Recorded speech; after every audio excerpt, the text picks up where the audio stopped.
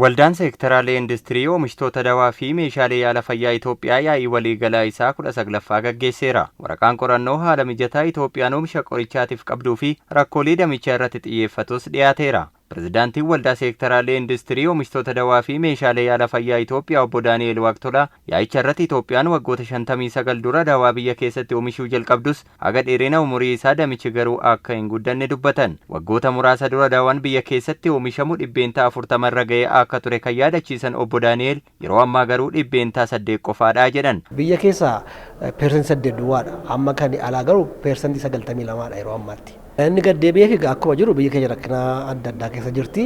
Inni kun wanta yeroodhaaf jennee amanna. Rakkoo guddaan kan ta'e tokko sharafa alaati. Lammata immoo walitti dhumeensa biiroolee adda addaa gidduu jirutu isatu waliin hin deemne kun afur ta'ee haala amma jiru 40 dhiyeessinaa waggaa 2-3 keessatti immoo gara 60 ga'uu danda'a yaadna.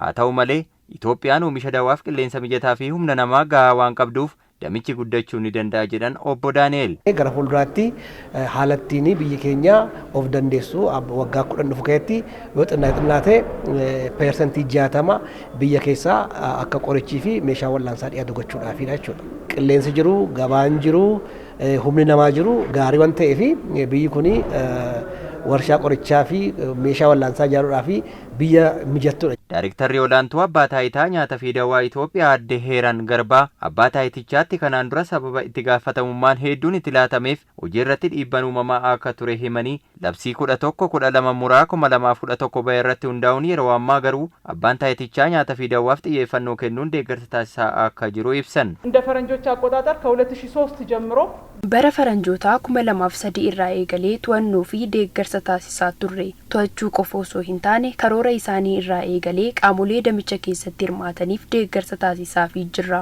Kanneen oomisha dawaa fi meeshaalee yaalaa irratti bobba'aniif beekamtii akka argataniif waraqaa ragaa kennineerra. Akka biyya keenyaatti namoonni ogummaa damichaa irratti qaban muraasa wiirtuu leenjii ijaarsisuuf karoora qabanneerra. Ministeerri Deetaan Ministeera Fayyaa Dr. Darajjee Dhugumaa karoora guddinaa mootummaan waggoottan 10 dhufu keessatti qabate keessaa meeshaalee fi oomishaalee biyya alaatii galan kan biyya keessatiin bakka buusuu akka ta'e heeranii Ministeerri Fayyaas waggoottan 5 dhufan keessatti daawaa fi meeshaalee yaala fayyaaf fayyadan dhibbeentaa 60 biyya keessatti oomishuuf hojjechaa jiraachuu ibsan. በአምራች ዘርፉ እኛም በጤና ሴክተር ውስጥ damee oomishaan nuti akka ministeera fayyaatti meeshaalee yaala fayyaa fi qorichoota dhibbantaa 60 biyya keessatti oomishuuf hojjechaa jirra. Dhibbantaa 60 jechuun waan salphaa miti. Hojii guddaa gaafata. Biyyattiin yeroo ammaa dawaa fi meeshaalee yaala fayyaa dhibbantaa 85 ol biyya alaatii galchiti. Mootummaan warshaalee oomisha dawaa fi meeshaalee yaala fayyaa oomishaa jiraniif deeggarsa olaanaa taasisaa jira. Rakkoon damee fayyaa keessatti mul'atu inni ijoon hanqina qorichaa ta'uu kan kaasan Dr. Darajjeen rakkinicha furuun kan danda'amu industiriiwwan biyya keessatti dawaa akka oomishan taasisuu ta'uu dubbataniiru. Itoophiyaa keessa industiriiwwan dawaa fi meeshaalee yaala fayyaa oomishan 13 akka jiran hubachuun danda'ameera.